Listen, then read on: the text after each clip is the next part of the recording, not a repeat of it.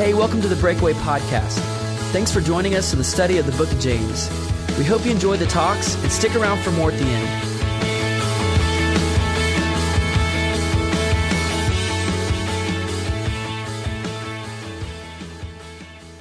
Well, I've only been stabbed once, and it was by my brother, and we were in the back seat of a car, and I was hitting him with the seatbelt, the middle one, which is longer, so I would kind of stretch it out and use it as a whip to hit him with the metal end.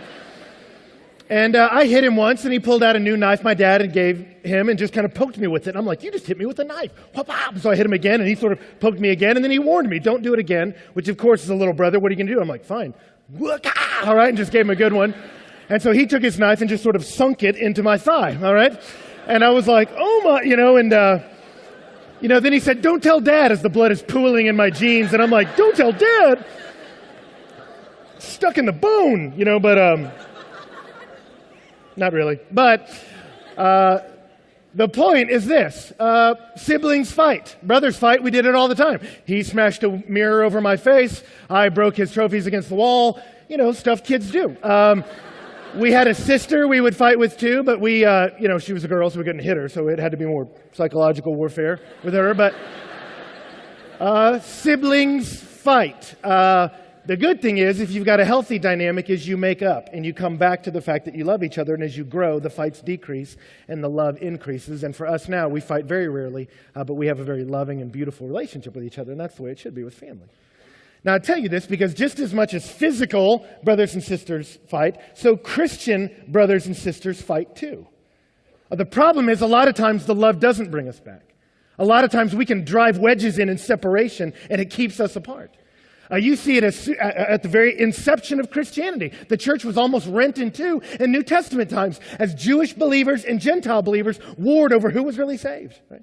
You see it did split the church a couple centuries later between West and East, that we went Catholic and Orthodox, and we divided in half. And it got angry. It was in issues of authority. And then at one point, the West, the Catholic Church, when they went on to fight the Crusades, the Fourth Crusade, they were on their way to go fight the Muslim and never made it to them because they stopped and fought the Eastern Church and overthrew their capital city, Constantinople, which I'm sure was a wonderful relief to the Muslims. They were all gearing up, ready to fight, and they were like, sorry guys, war's off. Why? The Christians are fighting each other. They're all killing one another. It's like, oh, well, that was easy. Coffee, anybody? You want to go? What do you want to do, Bill? All right. They didn't have to worry about it. They're too busy killing one another, right? And it happens. The dirt in Europe is stained with the blood of professing Christians who were murdered by other professing Christians, right? That's our American history, right? And it's an America story. It's a distinctly American thing. We brought that in. It's interesting. I read a history book for class called The History of the Church in America and Canada, and the Canadian chapters were extremely boring. Every single one, I had to fight to stay awake because it was all like, and they read the Bible and ate salmon and talked about their feelings and stuff like that. But when it got to America, it was like, America, they talked about baptism, they disagreed, so they pulled out knives and shivved each other, and then it was like, oh, they were talking about worship, and then this guy shot that guy, and it was like, man, it was like any issue Christians talked about in America, we went to war over, right? Which makes for interesting reading, but also very depressing reading, right? And it's the same with the church today. I read an article on CNN last year about the police in Jerusalem having to go to one of the holiest sites in Jerusalem, the place they believe was Jesus' tomb, the Church of the Holy Sepulchre, and they went in there to break up a fight because two groups of monks were trying to get together to do a procession. There was an argument over how the procession should proceed. Somebody yelled fight, somebody threw a bow, and it was on, and the police showed up because they were monks just kicking and punching and beating each other. It was a full-on brawl in the tomb where Jesus rose from the dead, right? And that's us. It's interesting, Spinoza, the 17th century Jewish philosopher, he said this. He said, I have often wondered that persons who make boast of professing the Christian religion, namely love, joy, peace, temperance, and charity to all men, should quarrel with such rancorous animosity and display daily towards one another such bitter hatred that is, rather than their virtues which they profess, the readiest criteria of their faith. He says, you want to know a Christian? Look for the people fighting each other. And lest we think that it was just, oh, those silly Christians of the 17th century, or, oh, those foolish monks, all right? We need to look around at ourselves.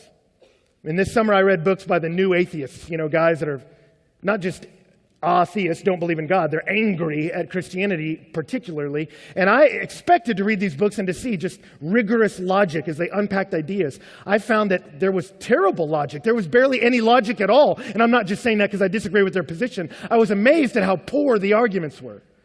Primarily, the books were just a full-on rant against the hypocrisy of Christians because of the violence we do to one another. Right?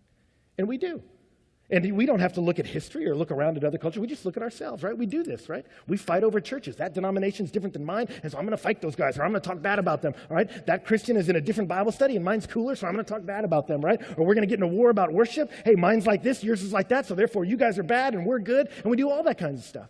I remember when I was a student at A&M, I've said this. I remember when there was 2 Christian men's social groups that would go out to play on the intramural fields. I knew because I worked in intramurals. They said that night you had to bring out extra referees because there was going to be more cussing and more fouling than any other games that week, right? Because the 2 Christians were facing each other, right? And you had different Greek letters on your shirt and a different Bible verse, and so you have to die now, right? And it was ugly. And we do this, don't we? And what's interesting is James is going to talk about this. He's going to say, what causes the fights and quarrels among you? He assumes they're there. He knows they are, and they are. They still are. And so I would pose that question to you. What causes them? Think about it for a minute.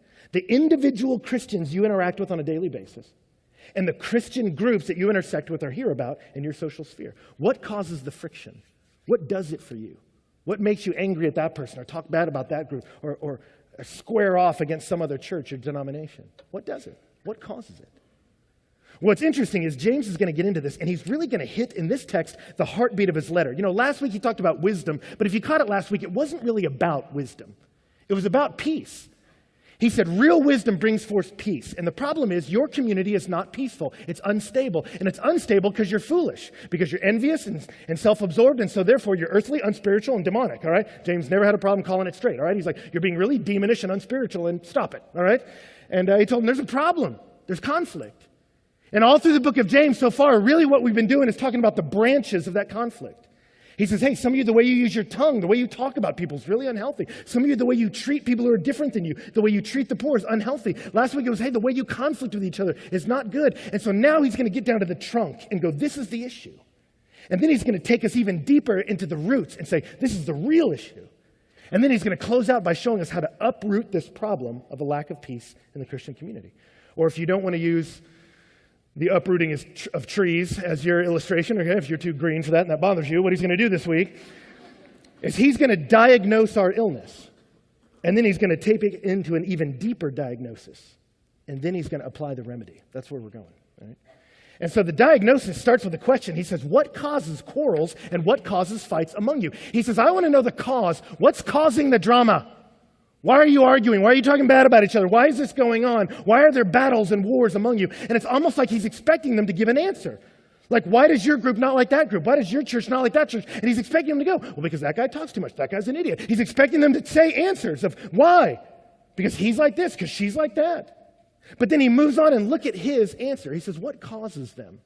And then he says, wait, is it not this, that your passions are at war within you? He says, why is your group in conflict with that group? Why do you not like that church? Why do you not like that person? Why is that? It's not about whatever issue you're arguing about. He says, you know why you're having causes of wars and conflicts? It's because of you. The problem is you. More specifically, the problem is your desires. And he uses the word hedone. It's the word where we get the word hedonism. He says, your self-indulgent, sinful desires. That's the problem. That you want this self-satisfaction, and that is the issue. And he says it's those passions that are at war within you, or literally in your members. And he doesn't mean in the members of your church, he means in the members of your body. Like you have all these warring passions in you, these pleasures that you want, and that's what's causing conflict in the community. And you go, wait a minute, why does my desire for pleasure cause war? What do you mean, James? You're saying the reason we have war is because we want pleasure? How does that work? Well, he tells us in verse 2. He says, you desire and do not have, so you murder. You covet and cannot obtain, so you fight and quarrel. He says you want something, and when you don't get it, you get mad about it and you throw down. Or you see someone else has something you want, and so you're mad at them about it, and so you talk bad about them. Or you pick a fight, you start some issue, right? And if you notice, he does it really as a chiasm. He wraps it up. He's like, what's causing fights and quarrels? It's your desires. You have unmet desires. They're causing fights and quarrels. That's the issue. The arguments are coming because of you. And notice, he never tells us in the book of James what this original community is arguing about. He never says what they were really arguing about was the fact that this guy worshiped that way, this guy was playing the lute, this guy was playing the lyre, and they just constant friction. All right, like, he doesn't do that. He never tells us what their issues are because the issue doesn't matter. Whatever the thing is that you're arguing about, he says it's not about that thing. When it escalates into a war, into a battle, into murder, into attacking each other, it's no longer about the issue. It's about your heart and your desire to be awesome, your desire to win, your desire. It's about you and your problems, right? Incidentally, your mama said this to you. You knew that. You and your brother were fighting, you and your sister were fighting. She would come in and go, what are you guys fighting about? She's like, well, he took the toy and then I had to hit him. And she's like, it doesn't matter. You be nice to each other, right? You need to take care of your brother, right? She doesn't care about the issue. She just says, you're the problem. She isolates you. It's your desires in you, right? There is no issue that two Christians could fight about where the issue necessitates a war, right? There isn't. And so if there's some issue, and there's some of you who might be going, wait, but you don't understand. But there's this major theological issue, and they disagree with me, so I have to kill him, right? I mean, that's the way it goes, right? No. There's no issue that causes us to have to do that about each other, right? And so some of you go, well, Ben, there are some theological issues. I mean, Ben, Calvinism versus Arminianism, right? If I'm a Calvinist and he's an Arminian, he's semi-Pelagian, all right? I gotta kill him. He's got to die, right? I mean, he's wrong, right? Or it can come the other way, all right? And you go, this is too big an issue. We got to go to war, right? False. But we can do that, right? I remember at my seminary, I heard this story, I wasn't there, but one of my guys there was telling me about, there was a day in seminary class, the seminary I go to, they were discussing Calvinism versus Arminianism. Two guys stood up, were defending each position. It got so heated, they came to blows, all right? In the middle of the class, they were like, I'm predestined. No, I'm not. I'll kill you, all right? And they just got after it, and they threw down. And so it became a joke around the campus, like, what's going to happen to them? How should they be punished? And guys said, well, the Arminian should be punished because he had a choice to hit the guy. The Calvinist shouldn't because he had no choice. He had to hit him, right? And that was kind of the joke around, little theological humor, right? Seminary kids. But so some of you go, Ben, if that issue comes up at the coffee shop, I got to go to war. I've been reading all these books. I got to pull out the daggers I got and stick them into that guy. False. Not true.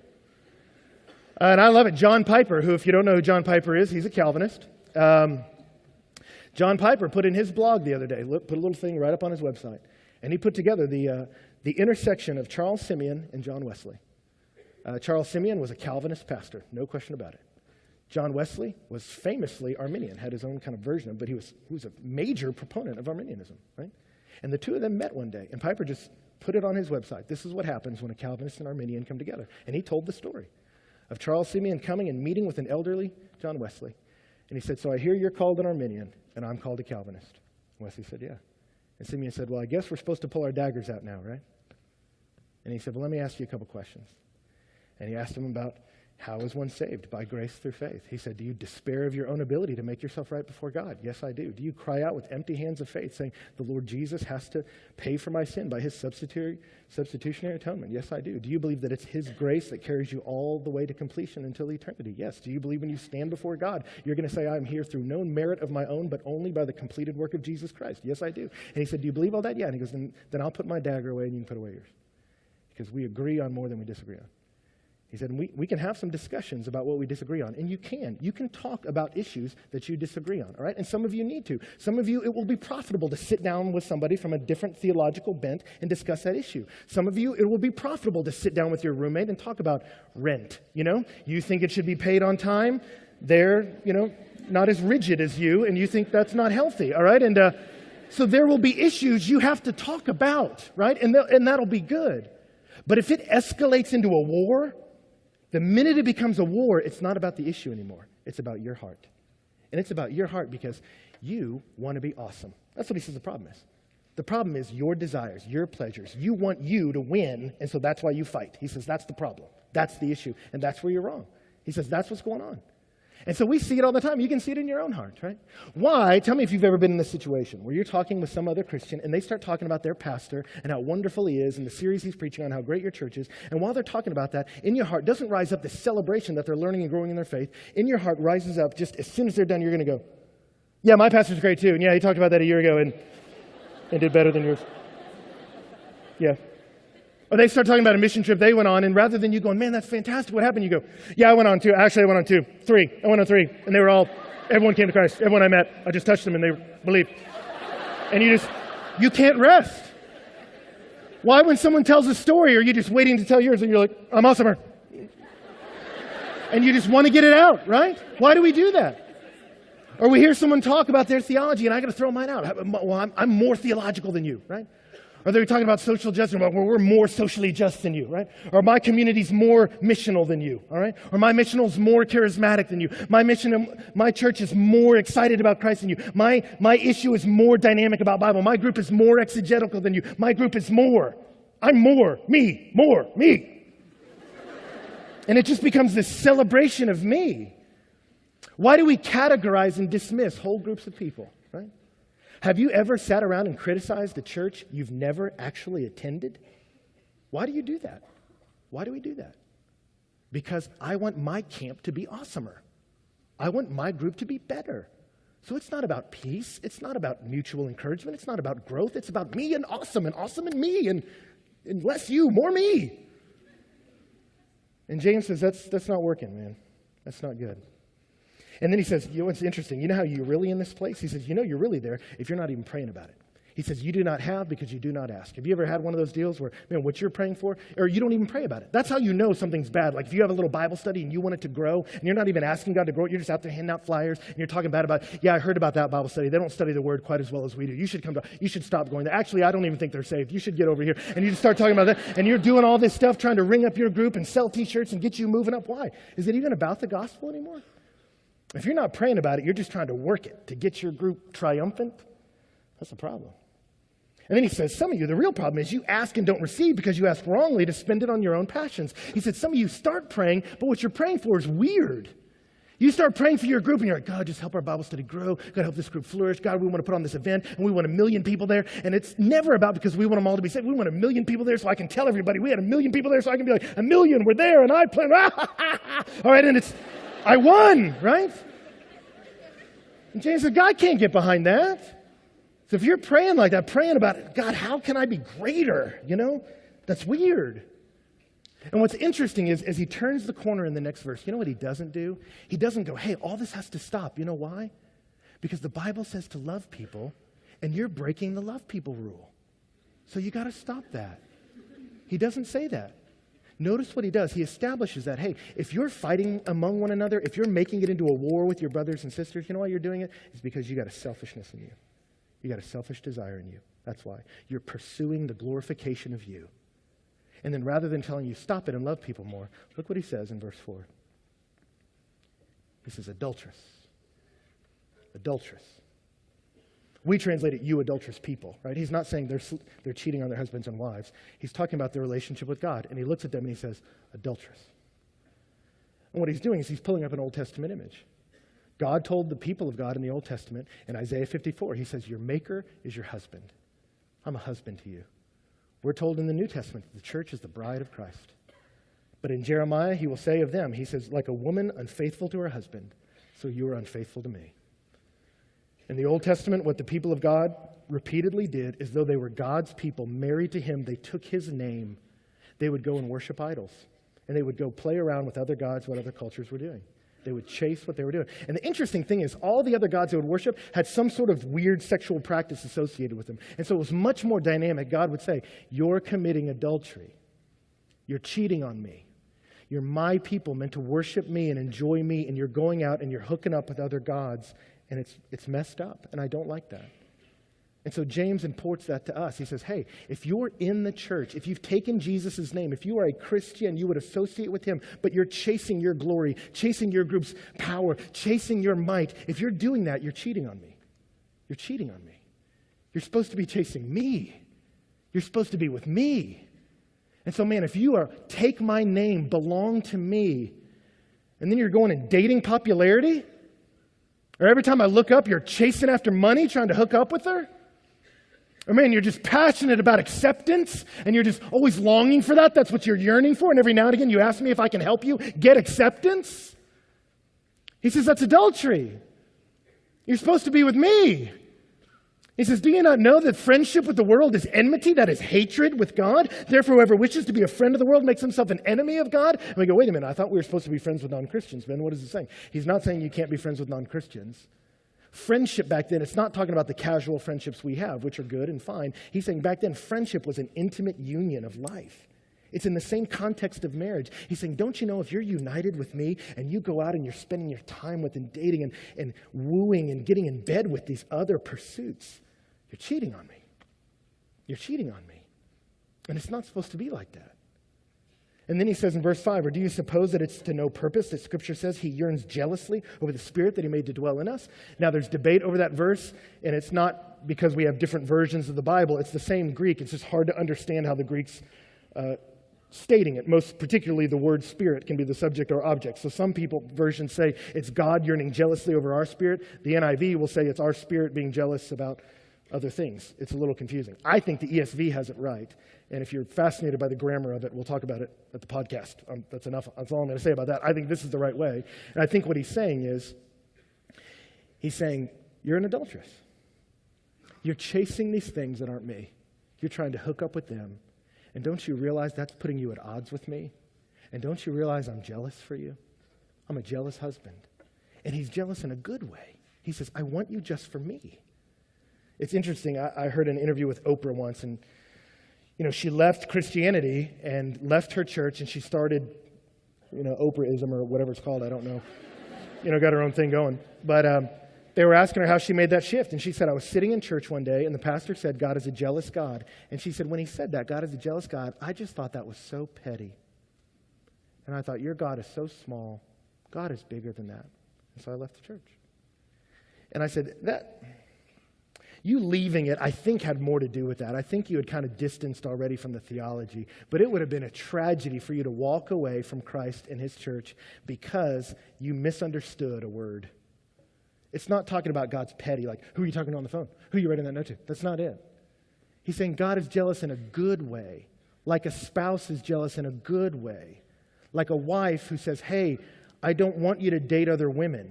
She's not being outlandish or a little unreasonable. Like, that's a good jealousy to say, you should be dating me.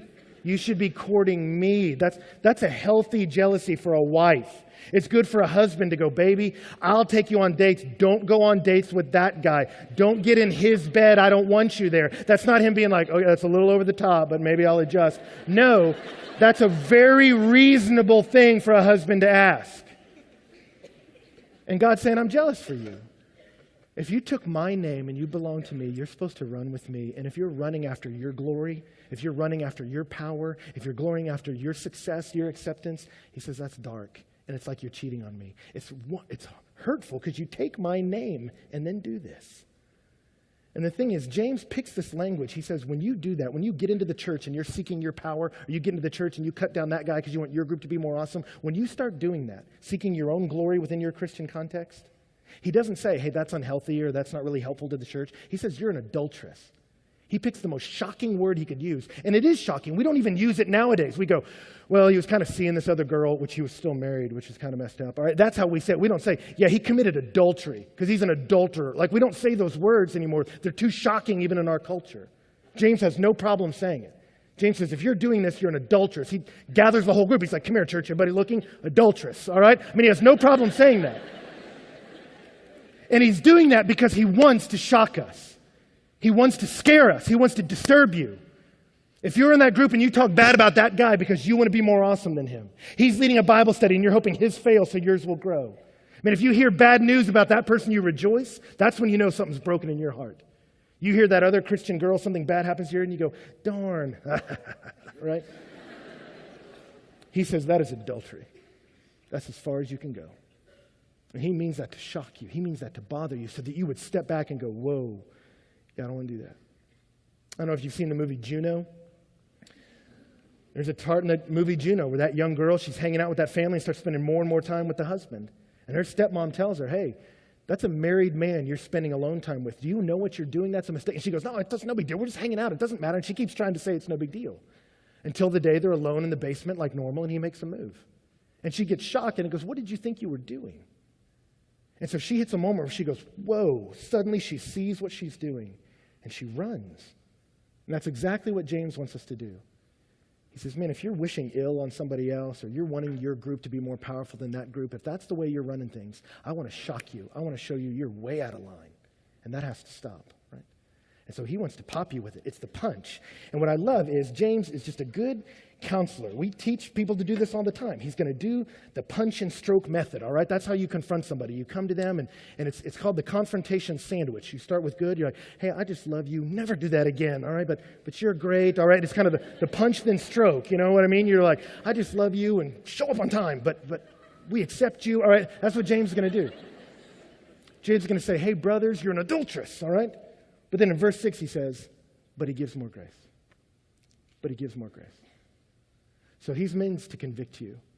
Some of you need to cry because the way you've treated the Christian church has been very inappropriate. And the way you've treated your brothers and sisters is wrong. And what you've carried in your heart against another person is evil. And you need to cry over that. But then you don't need to despair. Because he says, as bad as that is, he gives more grace. His grace is bigger. It can subsume the most wicked things in your heart. And he says, therefore it says, God opposes the proud, but he gives grace to the humble. He moves towards you.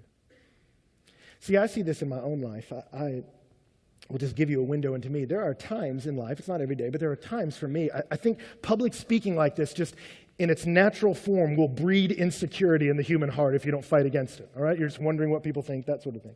And there are times in my life where I'll hear about another speaker doing well, and I'll feel jealous, all right? Like I'll want them to fail a little bit, or maybe not them fail, just me be awesome, or whatever. I'll sort of feel that in my heart. And then I'll get to a place where I'm studying, preparing a talk, and I'll notice sometimes I'll start praying fervently that God would help me get an illustration, or help me bring this talk together, or help me unpack this text. And then I'll have to stop for a minute. I go, why am I suddenly so passionate about this? And as I turn the lens and look at myself, it's not because I'm like, God, I'm just terrified you won't be glorified, so give me the answer, all right? It's not that. I go, why am I so passionate about this? And then I realize I'm so passionate about it because I want my talk to be awesome. So when it's done, people go, awesome. And I go, awesome. And I go, ah, and it's about me. And then I look at that moment and I go, whoa. I'm going to take the word of God and the people of God, and I'm going to try to use your word to use them to get glory for me. That's treason. That's evil. And I stop and go, whoa, I don't want any part of that. I don't want to be like that. I'll tell you what I don't do at that moment. I don't go get the bat out and just go, stupid me, I hate you, I can't even look at you. All right, I don't do that. It's not worthwhile to just beat yourself up about it. I look and I go, whoa, that is way out of line. And I throw up my hands and say, I don't want to be there. But then I go, but he gives more grace. And he opposes the proud. And I am not going to stamp my feet and go, I will be. No. I say, I'm going to be humble. And I come before you and say, God, what was going on in my heart isn't right, and we're going to stop that right now. And I come to him humbly. What does that look like? He unpacks it. He says in verse 7, submit yourself to God. Come under him. And you go, what does that look like? Well, he unpacks that. He says, resist the devil and he will flee from you. Draw near to God, he will draw near to you. He gives you this couplet. I want you to move away from the devil and move towards God. See that when you're talking bad about that person who's too much like you and you want to be better, or you're talking bad about that group, if you're doing that sort of thing, or you're trying to make your group more awesome because you want glory, if you're doing that, you need to understand you're being drawn into the devil. The fascinating thing is he uses the word diabolo, right? It means adversary is what we say sometimes. It literally, dia means through. It means to cut through. He says that the devil is someone who likes to separate, likes to cut you out. And so interestingly, it's perfect he uses that word. He says what the devil is doing is trying to separate us and make you war against each other, separate you from God, make you an adulteress. And so you see that what's going on in my heart is bad. And I'm following the separator, and I don't want to do that anymore. And God promises you and say, I want out of that. He said, he's going to run. He said, and then I move towards you. And he says, I'll be right there. What's wonderful is the early church used to dramatically depict that in baptism. They used to show it. They would walk up to the waters of baptism, and before they would enter in, they would turn away from the water, and they would throw out their hands and say, I renounce you, Satan, and all your works and your pomp.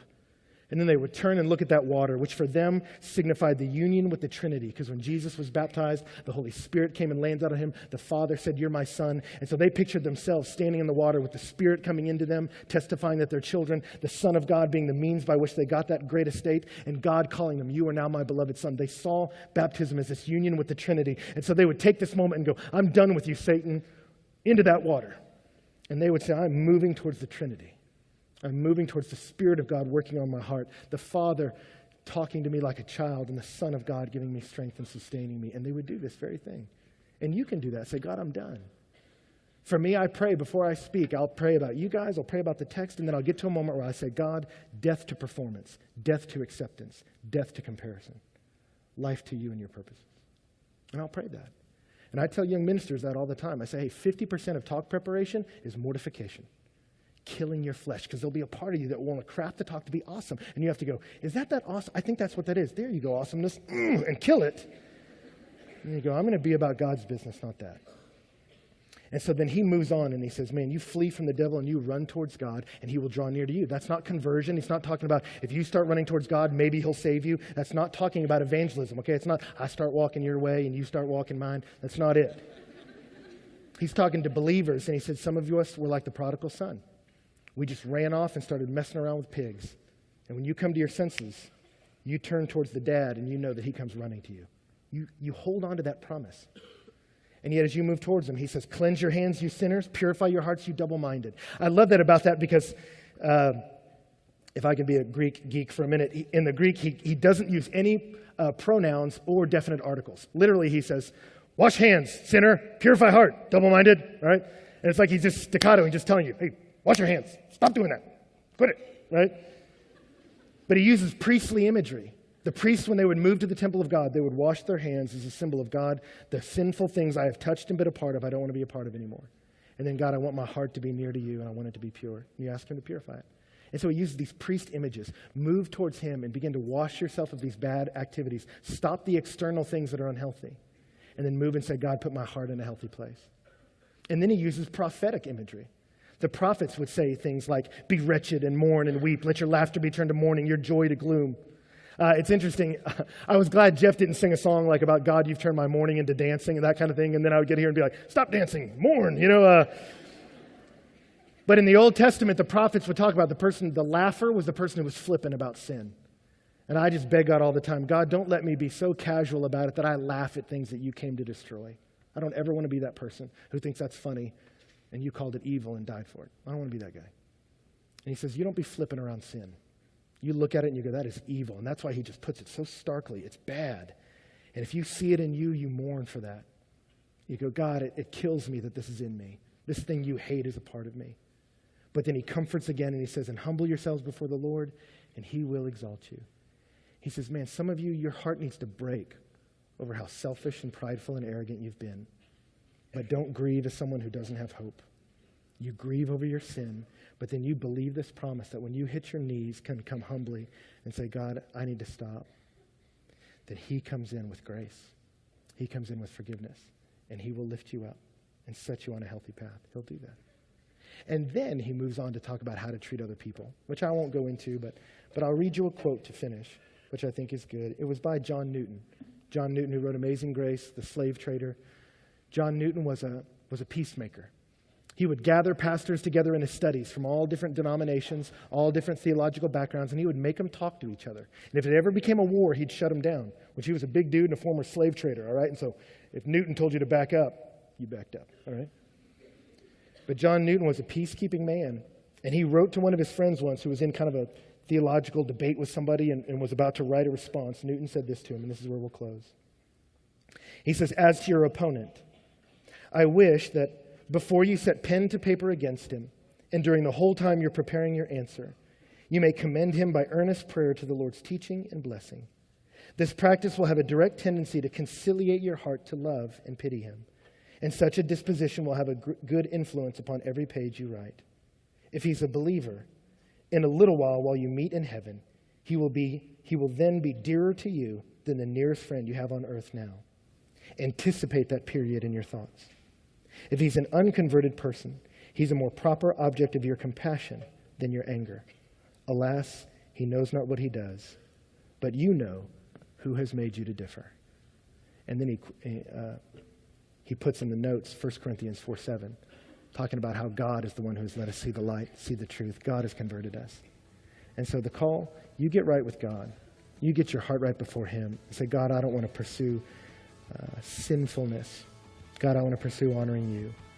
And then as you pray that, you step out towards us and you speak peace. And we may disagree on issues, but we'll peacefully do so. And we'll be a community that's knit together in love for our benefit and for his glory.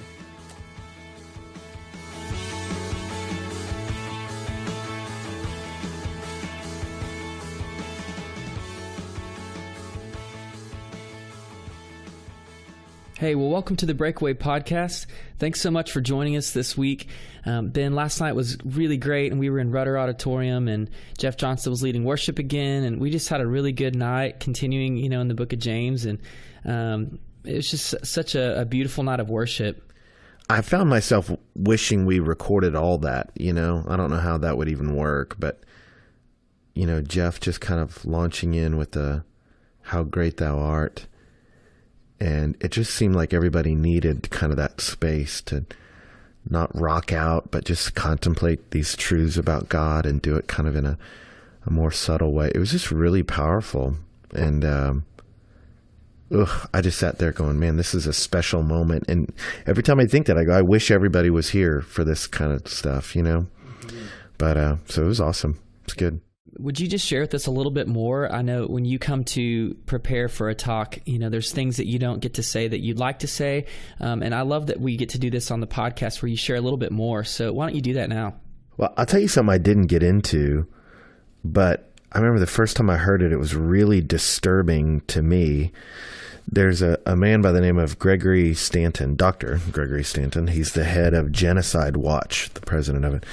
And he had released a document called The 8 Stages of Genocide, and it was just tracking all these different places where genocide happened. What was the trajectory it went on? And I looked into that because James' words are so dramatic. You had to stop for a minute. He's going, hey, you fight, you quarrel, you kill. Were they really killing each other?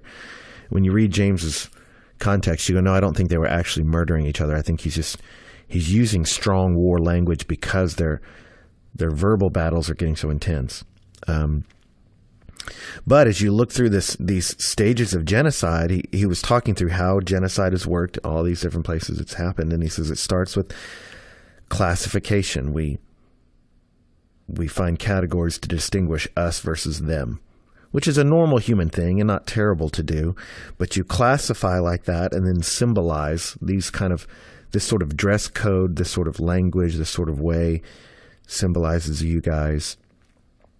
And then when you do that, you start to dehumanize them a bit. They don't become people. It's that group or those or them. And then you start to polarize and just go, well, they and they're always, and we're this and you're that. And you kind of move across, and then it becomes identifying. Which camp are you in? You have to pick a camp, and then it just moves on down the line into they're not human. They're not even part of us, they're not worthy of, and then it can become violence. And that's kind of how it escalates. And you go, okay, most of us, Lord willing, listening to this are not going to get into a place where we're participating in genocide, but the people who have were normal people just like us.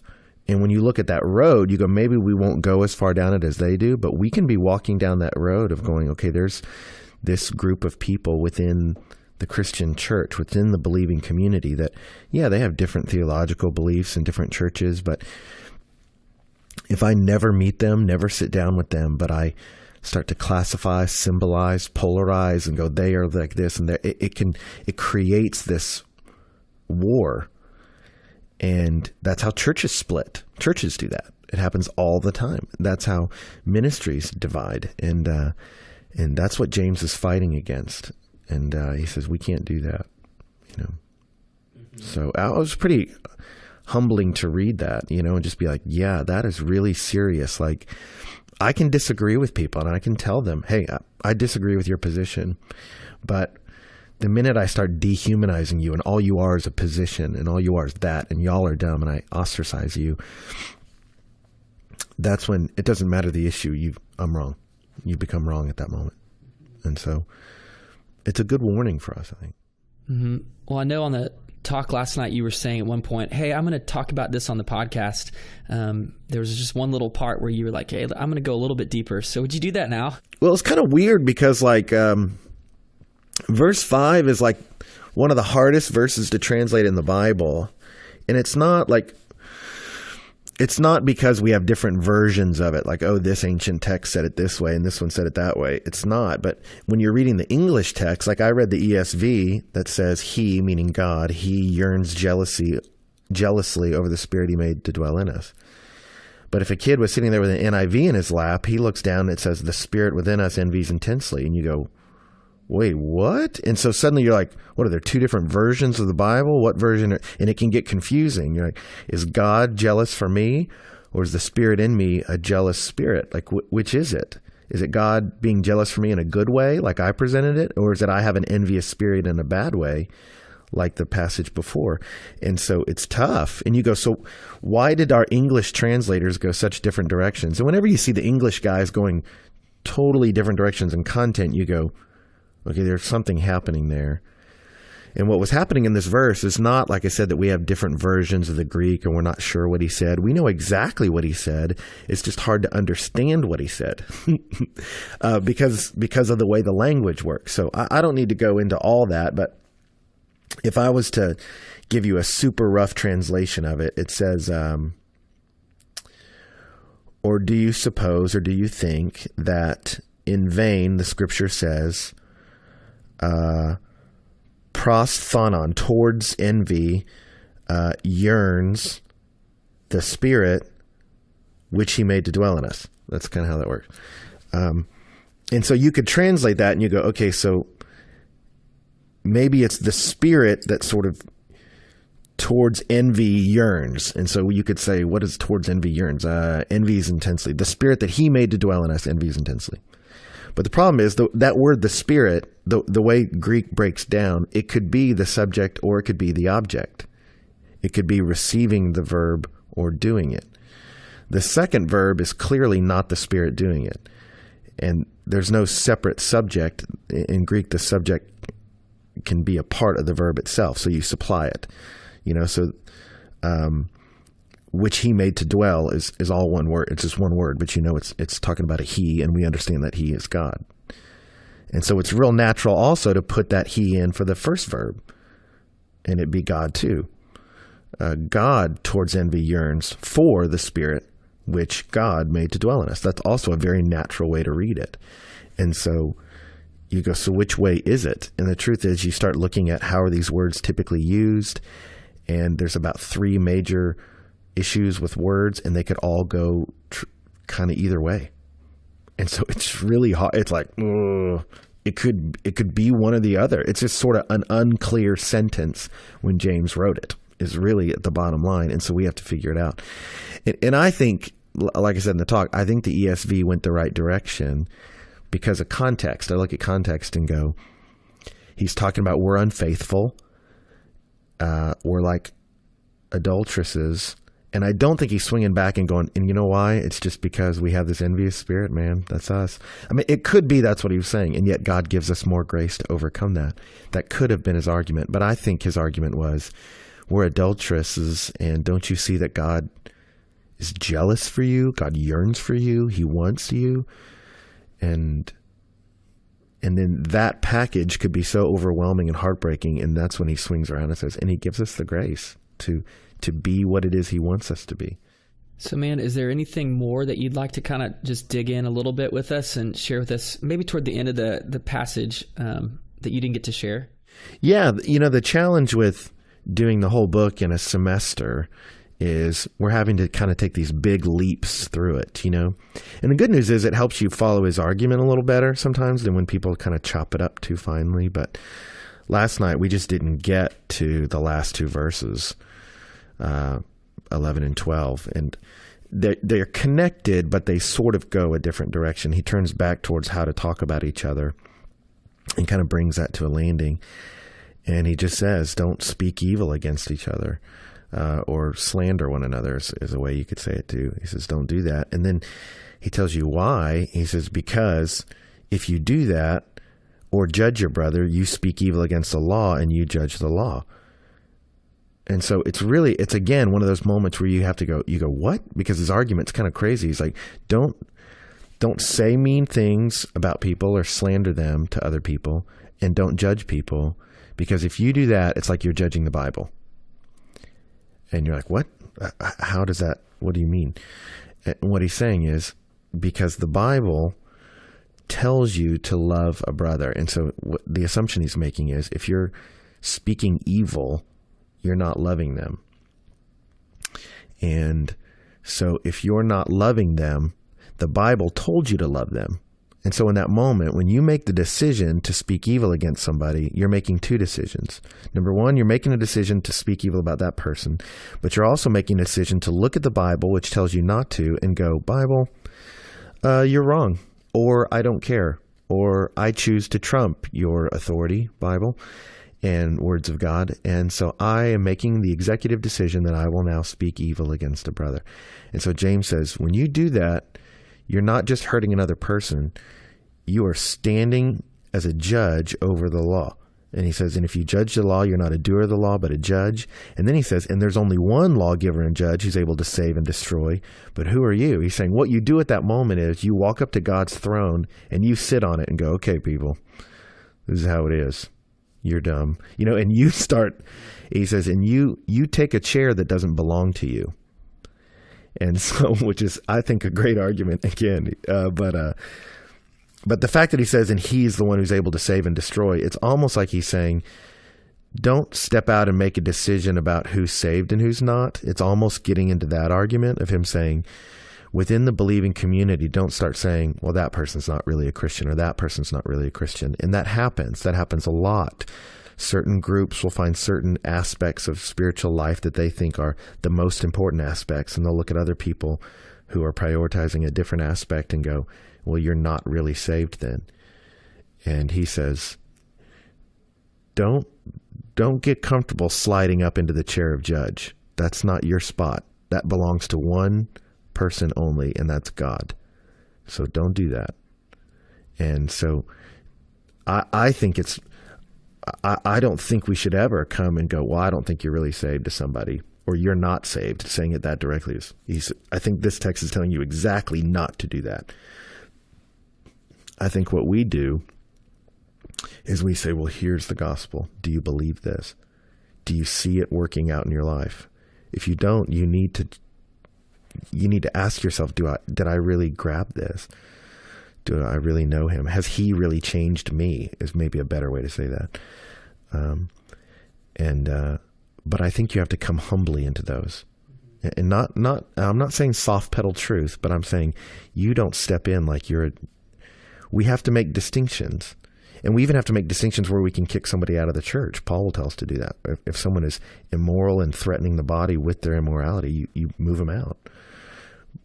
But it's with the hope of restoration, but that's a whole different thing. But anyway, you have to be really careful if you're going to presume to be the judge among a group of people, So I remember talking with a friend once who had to help lead a ministry, and he said one of the leaders in the ministry was just causing so much division, and he asked him, what are you doing? And he said, I'm winnowing the flock. And he said, you're doing what? That he had set up this standard everyone was supposed to attain to. And if they didn't, they weren't really part of God's children. It was like, you're out of line. Like that spirit is out of line. Teach the word and let God convict people about whether or not they know him and whether or not they're living. But you don't presume to be the arbiter. That's dangerous. I know coming up in the next few weeks, we're going to be having our Go Missions Conference. Could you talk a little bit more about that and give us some more detail and just why we even do a Go Missions Conference? Yeah, it's going to be November 17th, and it's an annual thing we've done. And it started with some church leaders and Breakaway getting together and saying, how do we help just put what God is doing around the world in front of these college students? Because Aggies, there's a lot of believers here who love the Lord, and there's a lot of leaders and motivated kids, and you go, we're calling you to walk with the Lord. Let's show you what's going on in the world. We want to take his message to the world. And so for years now, we've been gathering with local ministers and saying, let's put together a conference that gets a connection between missionaries and students, and just let that connection become what it is. For some people, it might become a short-term trip, a long-term trip, just financial supporting, just learning more how you're gifted, whatever. But it has just grown. And last year we had over 50 missions organizations from around the globe come to College Station, Texas, set up booths at Breakaway, and just meet with students and talk with them. And then we do breakout sessions where missionaries from the field come and just talk about different parts of the world and what it's like to be a missionary there, and what are some practical things you'd need to know, what are some preparations if you're thinking about doing it you would need to make. And they just kind of talk about different regions of the world, everything from, Africa to Eastern Europe to church planting in America. I mean, we have different guys come and speak to these issues at breakout sessions. And then we do the normal breakaway because it's on a Tuesday night. And so we do all that between 6:30 and 9. And then at 9 o'clock, we start breakaway and just all worship together and celebrate what God's doing. And that's always neat because it's all our students and a bunch of missionaries. Some of them from countries where they never get to really worship corporately on a regular basis, and certainly not with that number of people and number of young people. And so it's just a powerful night. And this one will be great. Jeff Johnson's going to lead worship for us, and we're thrilled about that. And then Greg Mott is going to speak. Greg was the director of Breakaway and the founder of Breakaway, and so it's fun to have him back. And then Greg is now the pastor of First Baptist Houston, which is a very missional church. They do a lot in Houston and then around the world. And so Greg is going on multiple trips overseas a year. And so it's just great to have a pastor who has a heart for the world, talk to students and connect. And I just think it's going to be a great fit. So we're excited about that. We're doing it over at Central. They're throwing open the doors, and we say, hey, we're not just using your sanctuary. We're taking over. And they were like, this is awesome. They're helping plan it. And it's just a neat, the church in College Station and Bryan comes together to do this. Missionaries from around the world come together to intersect with students. We're worshiping God, and it's just a powerful, unique, freakish, wonderful thing. And so November 17th, man. Well, cool. That's awesome. Well, we're going to go ahead and take off now, but thanks again for being here with us this week, and we look forward to seeing you guys at Rudder Auditorium and then at the Go Missions Conference at Central Baptist in a few weeks. And just God bless everybody, and we'll see you soon.